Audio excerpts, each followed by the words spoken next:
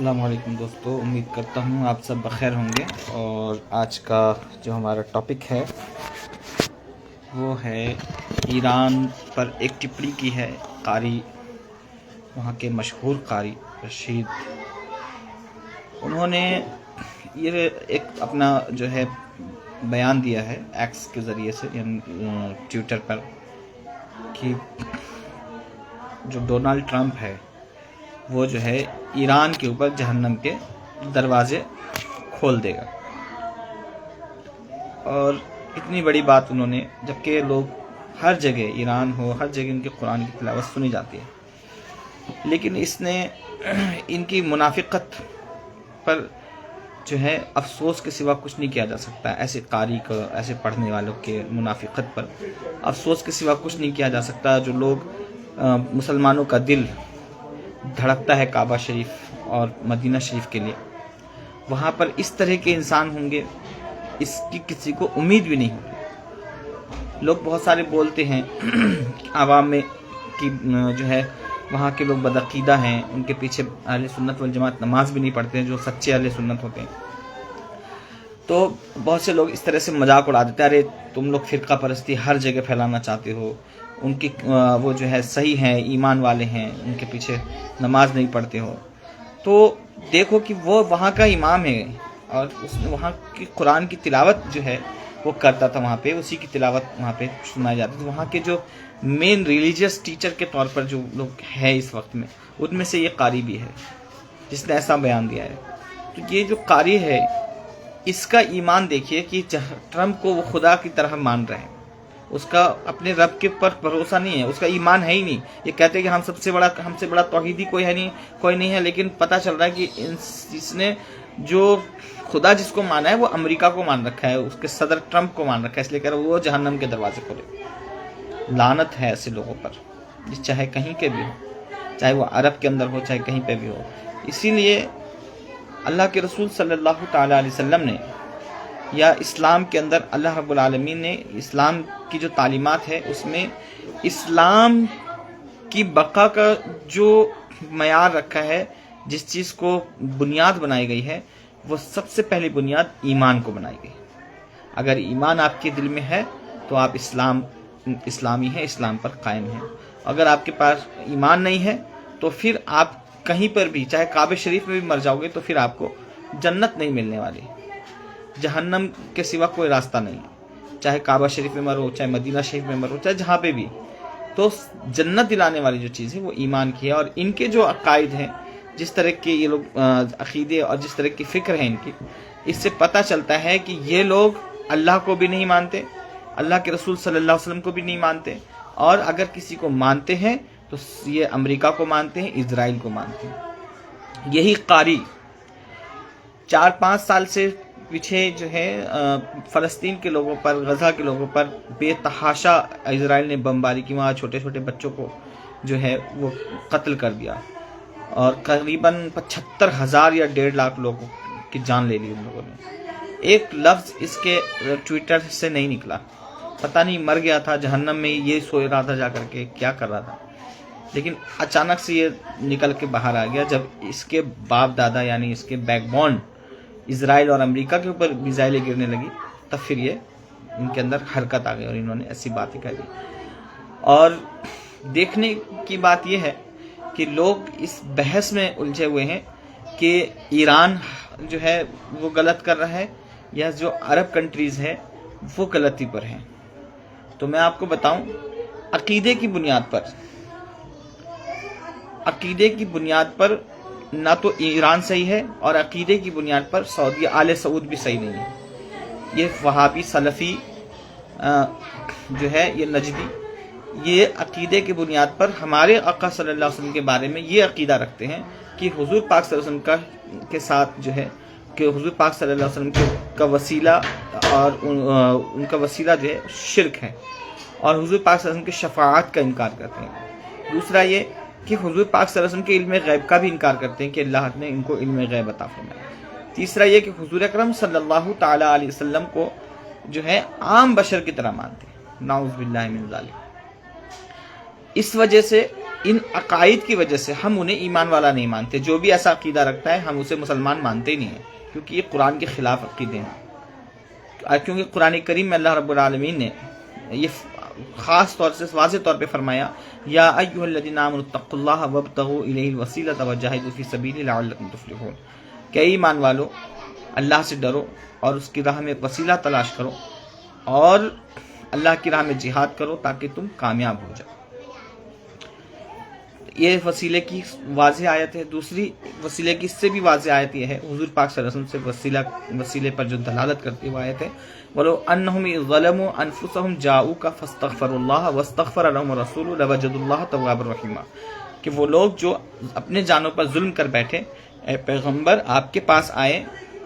اور اللہ کی بارگاہ میں استغفار کریں، وَاسْتَغْفَرَ لَهُمُ الرَّسُولُ، اور رسول بھی ان کے لیے استغفار کر دیں یعنی شفاعت کر دیں، تو لوجد اللہ تواب الرحیمہ، تو رسول کو اللہ کو بہت زیادہ مہربان اور توبہ قبول کرنے والا پائیں گے. لوجد اللہ تواب الرحیمہ، بہت زیادہ توبہ قبول کرنے والا مہربان پائیں گے. تو پتہ چلا کہ یہ جو آل سعود ہے، یہ سلفی وہابی نجدی جو اپنے آپ کو توحید کا ٹھیکیدار کہہ رہے ہیں، ان کے عقیدے کے اندر ایسا فساد ہے کہ انہوں نے قرآن کا انکار کر دیا ہے، اور یہ عمومی طور پہ کرتے ہیں انکار. اس لیے ان کے پیچھے اہل سنت کی نماز نہیں ہوتی. یہ جہاں پہ بھی پائے جائیں، چاہے کعبہ شریف میں پائے جائے، جہاں پہ بھی پائے جائیں، ان کے پیچھے نماز نہیں پڑ جائے گی، ان کا ایمان نہیں ہے. چاہے وہ بھائی بدعقیدہ ہے، وہ کسی کا کہیں پہ امام بن جائے، ہو سکتا ہے کوئی اپرچونٹی ملی ہے کسی طرح سے بھی قبضہ کر لیا ہے، تو اس کا مطلب یہ تھوڑی کوئی ایمان والا ہو جائے گا. اگر کعبہ شریف پہ کوئی قبضہ کر لے گا تو اس کا مطلب نہیں کہ ایمان والا ہو جائے گا. کعبہ شریف میں پیدا ہو گیا تو اس کا مطلب یہ نہیں ہے کہ وہ ایمان ہی والا ہو. جب تک ایمان، اس کے عقیدے درست نہیں ہوں گے اسے ایمان والا نہیں کہا جائے گا. تو ان بنیاد پر، عقائد کی بنیاد پر، اور یہ تو عقیدے کا معاملہ ہو گیا، یہ تو فساد ہے. یہ تو قرآن سے نص قطعی سے ثابت ہے کہ ایسے لوگ جو قرآن کے خلاف عقیدہ رکھتے ہیں یہ جہنمی لوگ ہیں. یہ کہیں پہ امامت کرے چاہے کچھ سے مطلب نہیں ہے، چاہے مکہ شریف میں کرے، مدینہ شریف میں کرے، کہیں پہ بھی کتنا ہی اچھا قرآن پڑھتے ہیں. اور حضور پاک صلی اللہ علیہ وسلم کی پیشن گوئی ہے اس تعلق سے خوارج کے بارے میں، کہ خوارج آخر زمانے میں ایسی بھی قوم آئے گی، ایک ایسی بھی جماعت آئے گی جو قرآن تو ایسا پڑھیں گے جیسے کسی لکڑی کو سیدھا کر دیا جاتا ہے، ایسے قرآن پڑھیں گے، بہترین انداز میں قرآن پڑھیں گے، لیکن ایمان ان کے حلق سے نیچے نہیں اترے گا. اور وہ حدیث مبارکہ کو ذہن میں رکھتے ہوئے آپ آج کے اس قاری کا جس نے یہ بیان دیا کہ ڈونلڈ ٹرمپ جو ہے ایران پر جہنم کے راستے دروازے کھول دیں گے، اس سے پتہ چلتا ہے کہ یہ قاری تو بہت اچھا ہے، قرآن بہت اچھا پڑھتا ہے، لیکن اس کے حلق کے نیچے جو ہے نا ایمان داخل نہیں ہوا ہے، اس کے حلق میں اٹکا ہوا ایمان، تبھی وہ ایسی باتیں کر رہا ہے. اس کا ایمان جو ہے ٹرمپ کے پیچھے لگا ہوا ہے. اور ٹرمپ نے بالکل صحیح کہا تھا کہ جو سعودی پرنس ہے وہ جو ہے ہمارے تلوے چاٹے، یا ہمارے جو ہے بہت گندے الفاظ اس نے استعمال کیے تھے، تو ہمارے ایس کو چاٹ کس کرے، وہ اس طرح سے کر کے. تو یہ جو اس کی حقیقت بتائی تھی اس نے، اس سے میں بہت اتفاق رکھتا ہوں کہ ٹرمپ نے جو کہا وہ بالکل یہی آل سعود جو ہے وہ ایسا ہی ہے، اس میں کوئی دورانی کسی شک و شبہ کی گنجائش نہیں ہے. تو یہ جو ہے ایران کو، تمام آل سعود جو ہے ایران کو سپورٹ کرتے ہیں،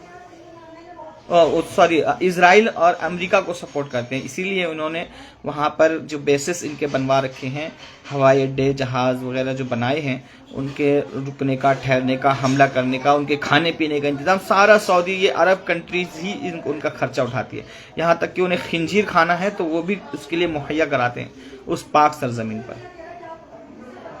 تو یہ جو ہے یہ آل سعود. اب بتائیے ایسے لوگوں کے پیچھے نماز ہوگی؟ اب جب ان کا خود ہی قبلہ درست نہیں ہے، ہم ان کے پیچھے کیسے نماز پڑھیں؟ اور دوسری طرف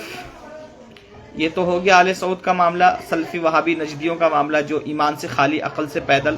اور جو ہے پٹھو ہے یہ لوگ اسرائیل اور امریکہ کے،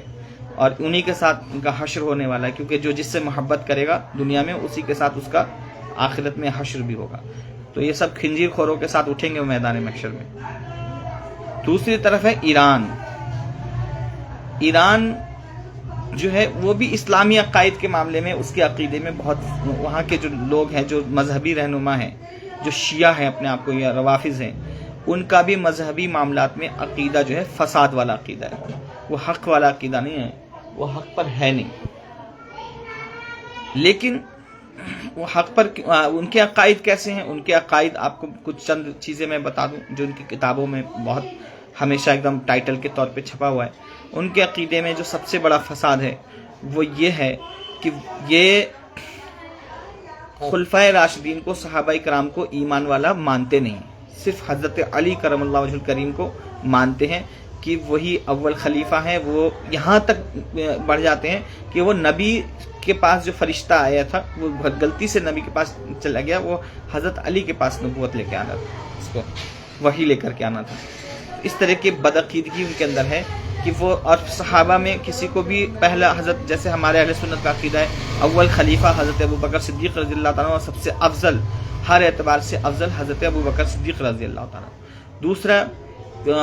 جس طرح سے ترتیب سے جو ہے خلفاء ہیں اسی طرح سے ان کے درجات بھی، ان کے بعد حضرت عمر، ان کے بعد حضرت عثمان غنی، ان کے بعد حضرت علی مولا علی کرم اللہ وجہ الکریم، یہ چاروں خلفاء ہیں، لیکن ان میں سے یہ صرف ایک کو مانتے ہیں اور باقی کو گالی دیتے ہیں۔ سب سے زیادہ حضرت عمر کو رضی اللہ تعالیٰ کو گالی دیتے ہیں۔ جہاں پر یہ بسے ہوئے شیعہ، وہ جگہ یعنی ایران کو فتح کر کے دینے والی ذات بھی حضرت عمر رضی اللہ تعالیٰ کی، تو یہ ان کو گالی دیتے۔ اس وجہ سے بھی جو صحابہ کو گالی دے اس کو کلاب النار کہا گیا، جہنمی کتا کہا گیا، جو صحابہ کی شان میں گستاخی کرے۔ اس لیے کیونکہ اللہ نے صحابہ کے مرتبے کو قرآن کریم میں ذکر کیا ہے اور ان کی تعریف کی ہے۔ اس آیت مبارکہ میں محمد رسول اللہ والذین معہ اشداء علی الکفار رحماء بینہم تراہم رکعا سجدا یبتغون فضلا من اللہ ورضوانا سیماہم فی وجوہہم من اثر السجود ذالک مثلہم فی التوراۃ ومثلہم فی الانجیل۔ محمد صلی اللہ علیہ وسلم اللہ کے رسول ہیں اور ان کے صحابہ والذین معہ اشداء علی الکفار، اور ان کے صحابہ جو ہے کفار پر سخت ہیں، رحماء بینہم آپس میں نرم دل ہے۔ تم انہیں دیکھو گے رکوع اور سجدہ کرتے ہوئے اور اللہ کا فضل تلاش کرتے ہوئے، اور ان کی پیشانی سجدے کی آثار سے چمکتی ہوئی دیکھو گے، اور ان کی یہ نشانیاں جو ہے مثلا فی التوراۃ و مثلا فی الانجیل، ان کی یہ نشانیاں جو ہے یا آثار جو ہیں توریت اور انجیل میں بھی موجود ہیں۔ تو اللہ نے اب حضور پاک صلی اللہ علیہ وسلم کو اور ان کے صحابہ کی جو پہچان جو ہے اور ان کی جو مقبولیت کا اور ان کی نشانیاں جو ہے وہ کئی ہزار سال پہلے کی کتابوں میں بھی، عیسیٰ علیہ السلام کی انجیل مقدس میں حضور پاک صلی اللہ علیہ وسلم کی آمد سے 600 سال پہلے والی کتاب میں ذکر کر دیا، اور توریت جو ہے تقریباً 3000-4000 سال پہلے نازل ہوئی، اس میں بھی قرآن میں تصدیق کر دیا کہ اس میں بھی یہ باتیں، ان کی صفت جو ہے موجود ہے۔ تو اس بنا پر کہ جہاں پر اللہ نے ان کی عظمت کو بیان کیا صحابہ کی، اور ان صحابہ کی عظمت کو یہ لوگ جو ہے نہیں مانتے اور الٹا جو ہے ان کی گستاخی کرتے ہیں، اس بنیاد پر ہم انہیں ایمان والا نہیں مانتے۔ جو صحابہ کو نہیں مانتا ہم اسے ایمان والا نہیں مانتے۔ اہل سنت کا سیدھا عقیدہ ہے، چاہے وہ بھی چاہے کہیں پہ بھی رہے، چاہے وہ حضرت امام حسین رضی اللہ تعالیٰ کے روضے کا درباری ہو، چاہے وہ حضور غوث پاک کے روضے کا درباری ہو، اور صحابہ کو نہیں مانتا، صحابہ کے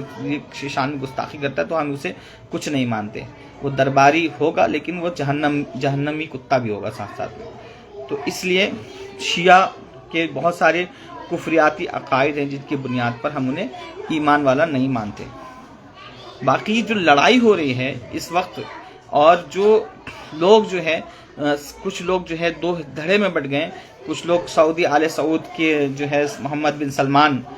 کی جو ہے تعریف کر رہے ہیں کہ سلمان ایسے ہیں، سلمان ایسے ہیں، ایسے پرنس ہیں، ایسے وہ ہیں، ایسے دور اندیش ہیں، ویسے ہیں۔ لیکن دیکھا جائے تو یہ محمد بن سلمان اور اس کے جتنے بھی حواری ہیں اور جو یہ لوگ ہیں وہاں کے، جو اب کھل کر کے ان کے عقیدے سامنے آ رہے ہیں کہ کس طرح سے جو ہے بدعقیدگی ان کے اندر کوٹ کوٹ کے بھری ہوئی ہے، اس کی نشاندہی ہمارے بزرگوں نے پہلے ہی کر دی تھی۔ جب یہاں پر حجاز مقدس میں یعنی عرب میں جب ترکوں کی حکومت چھین لی تھی ان لوگوں نے، آل سعود نے امریکہ اور اسرائیل سے مل کر کے ان کو چھین لیا تھا ان کی حکومت کو، اور وہاں پہ جنگ و جدل، قتل و قتال کرنے کے لیے جو ہے آمادہ ہو گئے تھے، تو تو ترکوں نے جو ہے وہاں پر اوٹومن امپائر کے جو سپاہی تھے، انہوں نے وہاں پر مقدس سرزمین کی عظمت نہ پامال ہو جائے، وہاں پہ خون خرابہ نہ ہو، کوئی جنگ کی استھتی نہ بنے، اس سے خود ہی پیچھے ہٹ گئے وہ. لیکن ان کو پیچھے نہیں ہٹنا چاہیے تھا، کیونکہ یہ نجس لوگ تھے. خنزیر جو نجس ہوتا ہے نا، وہ تو نجس ہوتا ہے، یہ اس سے بھی زیادہ نجس لوگ تھے. ان کا مقصد قبضہ کر کے مدینہ شریف کی عظمتوں کو پامال کرنا، اور جو آج ہو رہا ہے، جو انہوں نے کر رکھا ہے، جو کر رہے ہیں، شراب کے اڈے کھول رہے ہیں، سنیما ہال کھول رہے ہیں، ان کا وہی مقصد جو پلان تھا کہ حضور پاک صلی اللہ علیہ وسلم کی عظمت والے شہر میں جو ہے، اور نبی کی عظمت والے شہر میں، اور اللہ کے مقدس گھر میں، کہ اس سرزمین کو، عرب کی پاک اور مقدس سرزمین کو، خنزیر خوروں کو وہاں پر لا کر کے بسانا، ہزاروں ہزار فوجیوں کے اڈے بنانا، اور وہاں پہ ان کے کھانے پینے کا انتظام کرنا، پاک سرزمین پر ناپاکی کو جو ہے بڑھاوا دینا، شراب خوری کو عام کرنا، یہ ان کا مشن تھا، اور وہ آج کھل کر کے سامنے آ رہا ہے. اور اب زبانی طور پر بھی یہ لوگ کھل کر کے سامنے آ رہے ہیں. تو ترکوں کی حکومت اسی لیے ہی ان لوگوں نے ختم کی تھی. ہمارے بزرگوں نے بتایا ہے، ان کی تاریخ بتائی ہے آل سعود کی، کہ ان کے اندر دو گروپ بنے. ایک نے امور اسلامی، یعنی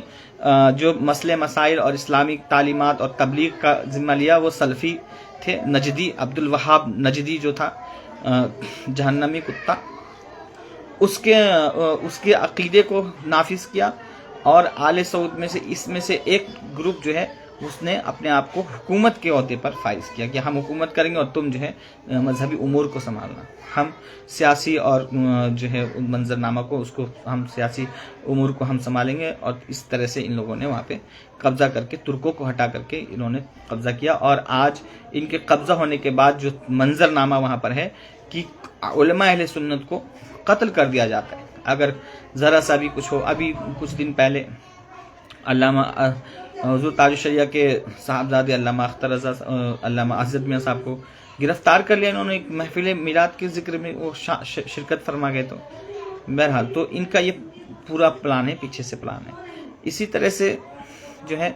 جب وہاں پر بیسس ہے، جب ایران نے ان کے اوپر میزائلیں ماری، تو یہ سب کہنے لگے، اسلامی جتنے بھی یہ سلفی نجدی وہاں بھی جتنے بھی جو تھے ان کے کرائے کے، ان کے ریال پہ پلنے والے، سب چیخنے چلانے لگے کہ ارے ایران کو دیکھو، اسرائیل کو کم مار رہا ہے اور جو ہے اپنے مسلم کنٹریز پہ حملہ کر رہا ہے. تو بھائی تم مسلم ہو کہاں؟ اگر تم مسلم ہوتے تو مسلم تو ایک تھا صدام حسین، جس نے فلسطین پر جب حملہ ہوا تو اس نے وہاں سے میزائل داغ دی تھی، وہ تھا مسلمانوں کا درد مند اور سچا مسلمان. تو مسلم ہوتے تو اتنے لوگ غزہ میں جو ہے، اتنا تمہارے پاس پیسہ، مال، فراوانی، ہر چیز ہوتے ہوئے غزہ میں لوگ بھوکے پیاسے مر گئے، تمہارے پڑوس میں رہتے ہوئے، تمہارے ہی لوگ ہوتے ہوئے وہاں پہ مر گئے. تو تم اپنے مسلم ہونے کا وہاں پہ تو ثبوت دیتے، لیکن تم نے ہمیشہ منافق ہونے کا ثبوت دیا کہ ہمیں اسلام سے یا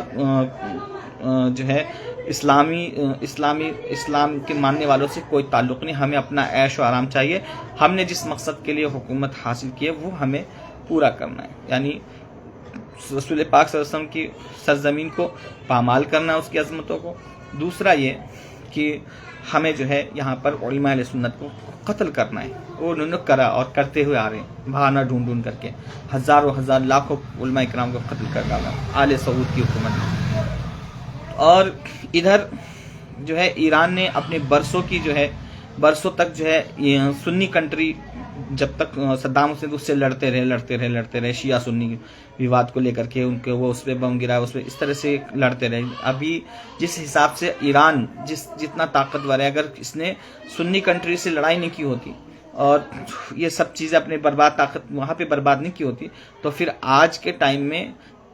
مڈل ایسٹ کا جو سب سے بڑا طاقتور کنٹری ہوتا وہ ایران ہی ہوتا. اور ابھی جس طرح سے لڑ رہا ہے، سب سے لگ رہا ہے کہ اس کے اندر بہت جان ہے. تو ہم وہاں پر بھی جو لوگ بدعقیدہ ہیں ایران کے اندر، جو چاہے مولا عباس علمبردار رضی اللہ تعالیٰ عنہ کا دم بھرے محبت کا، یا اہل بیت کی محبت کا دم بھرے،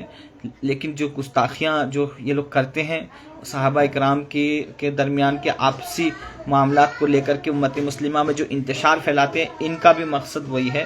کہ کسی بھی طریقے سے مسلمانوں کو آپس میں لڑاتے بھڑاتے رہو اور اپنے آپ میں کام میں لگے رہو۔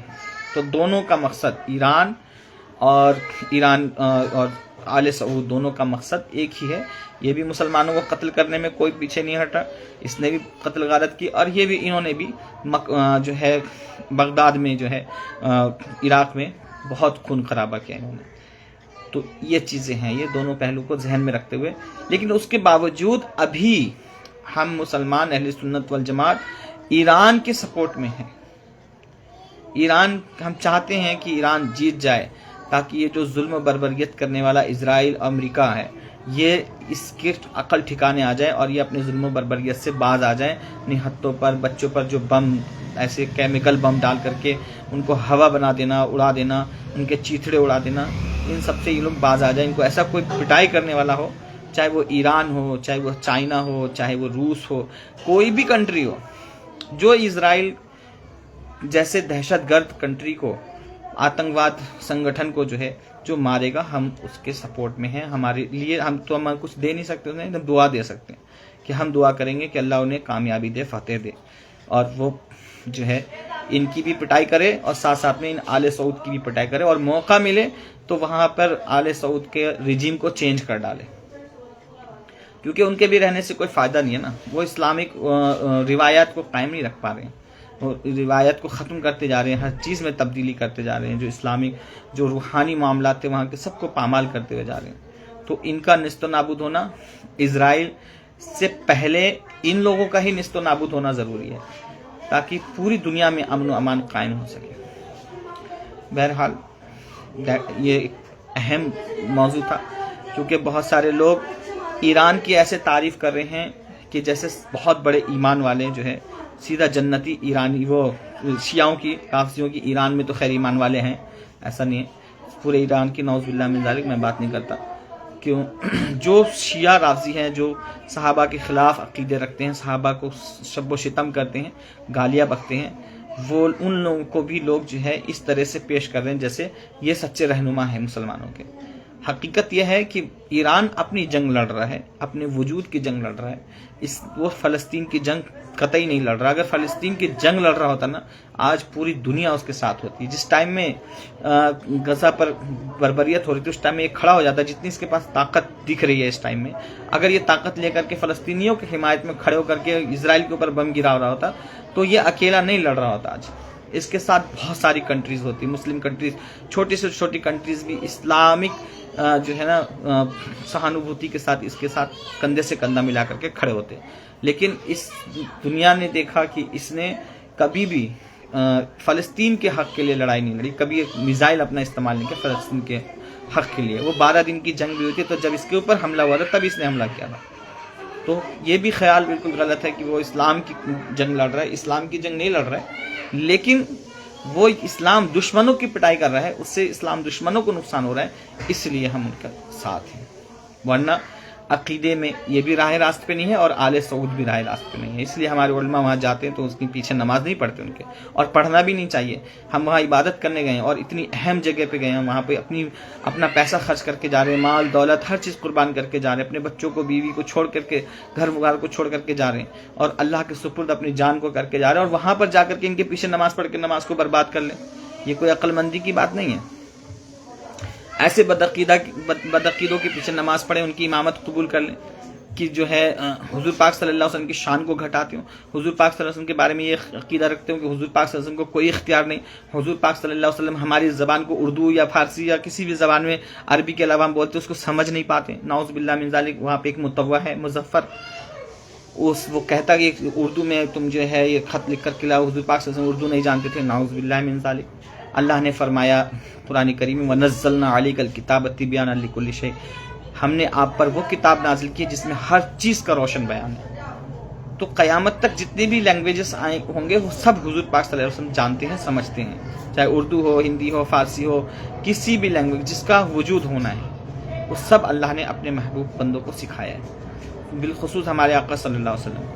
تو یہ بدعقیدگی، حضور پاک صلی اللہ علیہ وسلم کے بارے میں یہ کہہ دینا کہ ان کا وسیلہ شرک ہے، ان کو جو ہے ان کی تعریف یا ان کی میلاد کرنا شرک و بدعت ہے. یہ سارے عقائد رکھ کر کے یہ لوگ جو ہے کھلم کھلا جو ہے مسلمانوں کو مشرک کہتے ہیں کہ تم لوگ جو ہے جو عجمی لوگ ہیں وہ مشرک ہے اس طور پہ کہ یہ جو ہے قبروں پہ جاتے ہیں، مزارات کا وسیلہ بناتے ہیں، اللہ کے رسول صلی اللہ علیہ وسلم کو علم غیب مانتے ہیں، رسول پاک صلی اللہ علیہ وسلم کا وسیلہ جو ہے وہ کرتے ہیں، یہ شرک والے کام کرتے ہیں. اس بنا پر ہمیں وہ مشرک کہتے ہیں، ہمیں مسلمان نہیں مانتے. تو بھائی جب ہمیں تم مسلمان نہیں مانتے تو پھر ہم تمہارے پیچھے مسلمان، اگر تم ہی اپنے آپ کو مسلمان مانتے ہو خالی، تو تمہارے پیچھے نماز کیسے ہو جائے گی؟ بھائی ایمان والوں کے پیچھے نماز ہوگی، غیر ایمان والوں کے پیچھے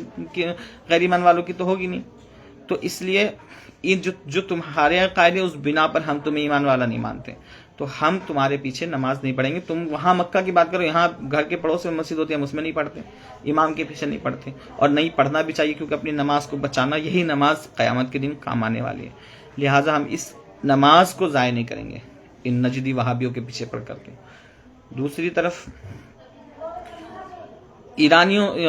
جو شیعہ لوگ ہیں ان کے پیچھے بھی ہم نماز نہیں پڑھتے. ہم اہل سنت والجماعت ہیں، اہل سنت والجماعت کے پیچھے نماز پڑھتے ہیں جن کا عقیدہ حضور پاک صلی اللہ علیہ وسلم کی شفاعت کو قبول کرتا ہو، جن کا یہ عقیدہ ہو کہ حضور پاک صلی اللہ علیہ وسلم کو اللہ نے اختیار دیے ہیں جنت،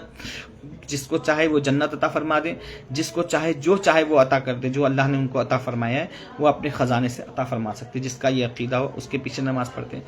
ہم میلاد کو جائز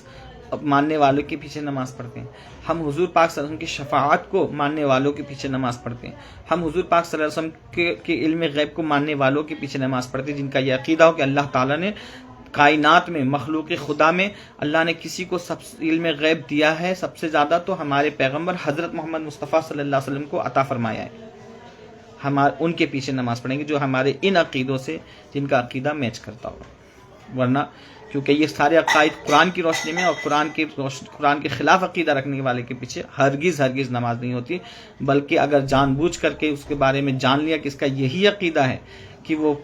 وسیلے کو شرک جانتا ہے، حضور پاک صلی اللہ علیہ وسلم کے اختیار کو نہیں مانتا، حضور پاک صلی اللہ علیہ وسلم کے بارے میں علم غیب کا انکار کرتا ہے، تو پھر ہم اسی اگر ہمیں یہ کنفرم ہو جائے تو ہم جو اس کے پیچھے نماز پڑھتا ہے ان سب چیزوں کو جاننے کے باوجود، تو اس کا بھی ایمان جو ہے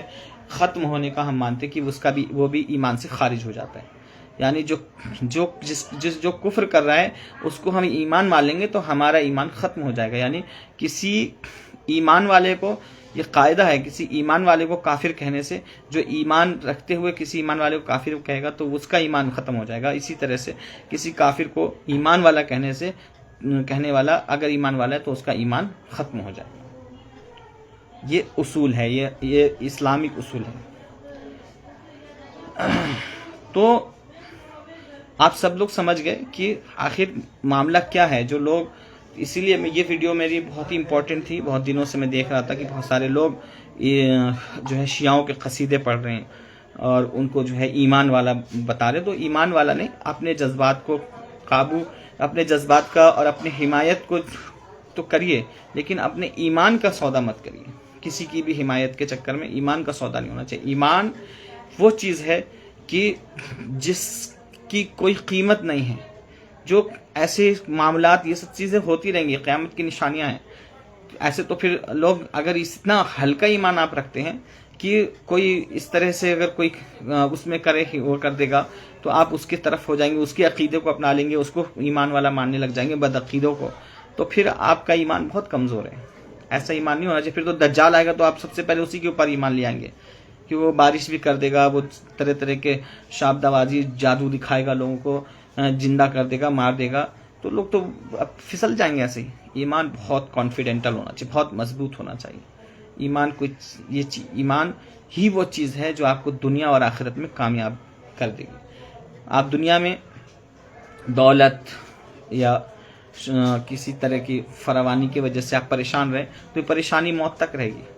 لیکن اگر آپ ایمان سے ہاتھ دھو کر کے چلے گئے تو یہاں تو گئے قیامت تک جو ہے کوئی راستہ نہیں ملنے والا، کہیں کامیابی نہیں ملنے، سیدھا جہنم ٹھکانہ ہو جائے گا. اس لیے ایمان کی حفاظت کیجیے اور سیاسی طور پر سیاسی شعور کو بیدار کرتے ہوئے جو بھی دشمنان اسلام کو سبق سکھا رہے اس کی حمایت کیجیے. اس کی حمایت کریں گے لیکن اس کے عقیدے میں اس کی حمایت نہیں کریں گے. جو قرآن اور حدیث کے خلاف اس کے عقیدے ہیں اس میں کوئی کمپرمائز نہیں کریں گے. باقی تم اگر اسلام دشمنان اسلام کو سبق سکھا رہے تو ہم تن من دھن جن سب تمہارے ساتھ ہیں، لیکن عقیدے میں نہیں، تمہارے ہم عقیدہ نہیں ہے۔ ہمارے نزدیک اللہ اور اس کے رسول کی عظمت اور صحابہ کرام کی عظمت، اہل بیت کی عظمت، اہل بیت سے محبت، یہ ہمارے لیے ایمان کی شرط ہے، ایمان کے لیے، اور اولیاء کرام سے عقیدت محبت یہ ہمارے لیے ایمان کی علامت میں سے شمار ہے۔ لہٰذا اس بات کو ہمارے عوام کو بہت اچھی طرح سے سمجھنا چاہیے۔ اور بعض مولوی لوگوں کو دیکھ رہا ہوں میں، جیسے سجاد نعمانی ہیں، خیر وہ کا مکتب فکر ہی الگ ہے، دیوبندی مکتب فکر سے وہ ہے، اور بھی جو ہے عقیدتاً اپنا وہ پیش کر رہے ہیں۔ یہ عقیدت والا معاملہ، ایک سید سراوا ہے، وہاں پہ جو ہے اب اس چیز پر وہاں پہ ڈائیلاگ چل رہا ہے، ایک سیمینار چل رہا ہے کہ شیعہ اور جو ہے سنی کا کے درمیان یہ جو ہے اختلاف نہیں ہے، یہ سب چیزیں غلط ہے، یہ وہ کر کے اپنے طرف سے وہ اپنے عقل کے گھوڑے دوڑا رہے ہیں۔ وہ بیوقوف، تو ہمیں پتہ ہے کہ وہ لوگ جو ہے سید سراوا کے جو ابو میاں ابو احسان اللہ صفوی کے جو ٹیم ہے، اس میں جو یہ لوگ ہیں، یہ پہلے سے ہی رافضی لوگ ہیں، یہ اندر سے رافضی ہی ہیں اور سپورٹر ہیں وہابیوں کے، اور چونکہ وہابیوں سے پیسہ ملتا ہے، اور یہ ان کا اور طاہر القادری کا جو معاملہ ہے وہ ایک ہی جیسا ان لوگوں کا۔ انہیں علماء اہل سنت کے اکابرین سے حسد بغض ہے، اور یہ جو بھی علماء اہل سنت جس بھی میٹر میں اگر بولیں گے، اگر علماء اہل سنت یہ کہہ دیں کہ جو ہے قادیانی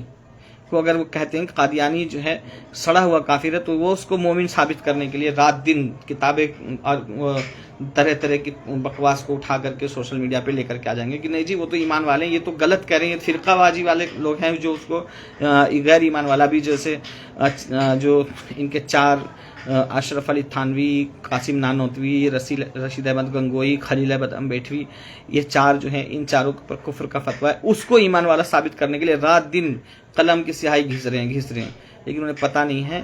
کہ جب کسی اللہ کے ولی کی نظر میں جب کسی کا جرم آ جاتا ہے، جو وہ لکھ دیتے ہیں، تو پھر تم پورے سمندر کو خالی کر دو، پھر بھی تم یہ ثابت نہیں کر پاؤ گے وہ اس کے ایمان والا ہے۔ اور جس کے اوپر اللہ کی طرف سے مہر لگ گئی ہے، تو اللہ رب العالمین خوب جانتا ہے اپنے بندے کے بارے میں،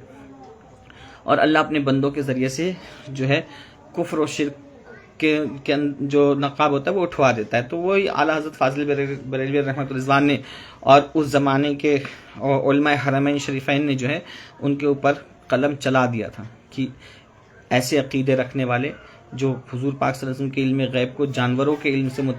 مشابہت دے، تشبیہ دے، ایسے لوگوں کے کفر میں کوئی شک نہیں، اور شک کرنے والا بھی کافر ہو جائے گا۔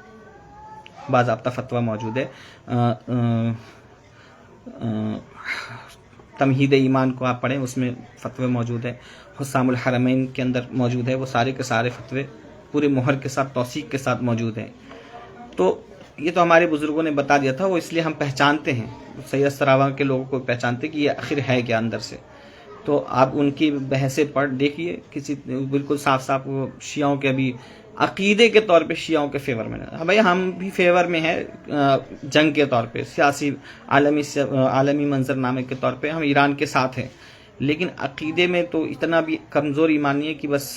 کوئی وہ کرے گا تو ہم ایمان ہی اپنا اس کے جھولی میں ڈال دیں گے، ایسا بھی نہیں ہے۔ اللہ تعالیٰ محفوظ رکھے، ہم سب کو ایمان پر قائم و دائم رکھے اور ایمان پر ہی ہمارا خاتمہ فرمائے۔ وآخر دعوانا الحمدللہ رب العالمین۔ کچھ پوائنٹس رہ گئے ہیں، وہ میں بعد میں کلیئر کروں گا انشاءاللہ، لیکن ابھی جو مین پوائنٹ ہے اتنا دھیان رکھیں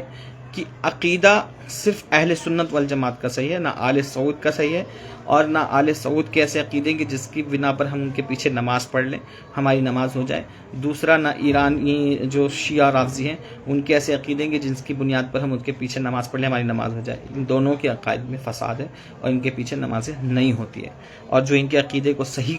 کہتا ہے وہ خود ایمان سے خارج ہے، اس شخص کے پیچھے بھی ہمیں نماز نہیں پڑھنی جو عقیدتاً صحیح مان کر کے ان کی جو ہے اتباع یا حمایت کر رہے ہیں۔ اللہ تعالیٰ فتنوں سے محفوظ رکھے، اہل سنت والجماعت پر قائم رکھے، مسلک اعلیٰ حضرت فاضل بریلوی رحمۃ رضوان اور اعلیٰ حضرت کے نقش قدم پر چلنے کی توفیق عطا فرمائے۔ السلام علیکم ورحمۃ اللہ وبرکاتہ۔